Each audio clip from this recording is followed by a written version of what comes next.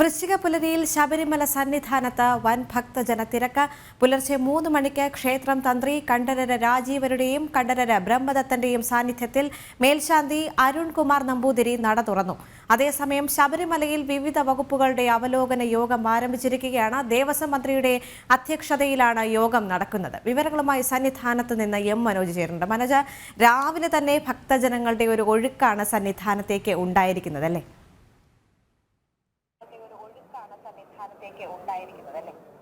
തീർച്ചയായും ചെയ്യുക വലിയ തരത്തിലുള്ള ഒരു ഭക്തജന തിരക്ക് തന്നെയാണെന്ന് സന്നിധാനത്ത് വൃശ്ചിക പുലരിയിൽ അനുഭവപ്പെടുന്നത്.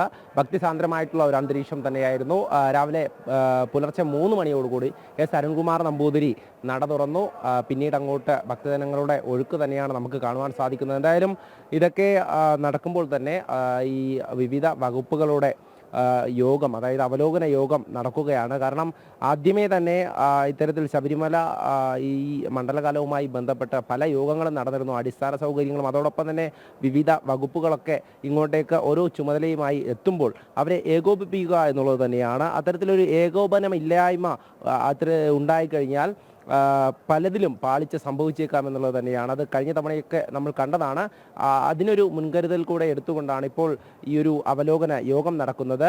വിവിധ വകുപ്പുകൾ, പോലീസ്, റവന്യൂ, അതോടൊപ്പം തന്നെ മറ്റ് ആരോഗ്യ വകുപ്പ്, അതോടൊപ്പം വാട്ടർ അതോറിറ്റി, എല്ലാ തരത്തിലും ഉള്ള ഏകോപന ചുമതല അത് തന്നെയാണ് ഇപ്പോൾ ഏകോപന യോഗം തന്നെയാണ് ഇപ്പോൾ നടന്നുകൊണ്ടിരിക്കുന്നത്. ആ അവലോകന യോഗം ദേവസ്വം മന്ത്രിയുടെ അധ്യക്ഷതയിലാണ് ഈ ദേവസ്വം ഓഫീസിൽ നടക്കുന്നത്. എന്തായാലും അല്പസമയത്തിനകം തന്നെ ആ യോഗത്തിൽ എന്തൊക്കെ ചർച്ച നടന്നു, അല്ലെങ്കിൽ എന്ത് തരത്തിലായിരിക്കും ഇനിയുടെ ഈ ഒരു പ്രവർത്തനം എന്നതിനെ കുറിച്ചൊക്കെ കൂടുതലായുള്ള വിവരങ്ങൾ ലഭിക്കും. എന്തായാലും ഇപ്പോൾ യോഗം നടന്നുകൊണ്ടിരിക്കുകയാണ്. അതോടൊപ്പം തന്നെ ഇവിടെ ഭക്തജന തിരക്കും നമുക്ക് കാണാൻ സാധിക്കും. എന്തായാലും ഭക്തിയോടുകൂടി വ്രതം നോറ്റുകൊണ്ട് മാലയിട്ട് ഇരുമുടിക്കെട്ടുമായി ഇങ്ങോട്ടേക്ക് ഭക്തജനങ്ങൾ എത്തുമ്പോൾ അവർക്ക് വേണ്ട അടിസ്ഥാന സൗകര്യമൊരുക്കുക എന്നുള്ളത് തന്നെയാണ് ഏറ്റവും പ്രധാനമായുള്ളത്.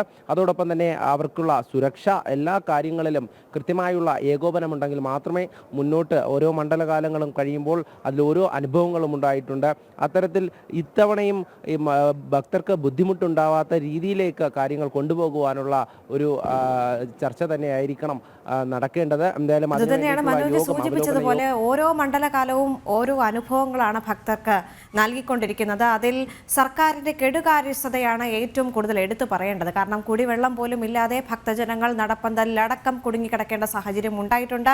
ഈ മണ്ഡലകാലത്തെങ്കിലും അത്തരം സാഹചര്യങ്ങൾ ഒഴിവാക്കാൻ ശ്രമിക്കുമെന്ന് സർക്കാർ പറയുമ്പോഴും അത് എത്രത്തോളം പ്രാവർത്തികമാകുമെന്ന് കണ്ടു തന്നെ അറിയണം. എം മനോജാണ് സന്നിധാനത്ത് നിന്ന് ചേർന്നത്.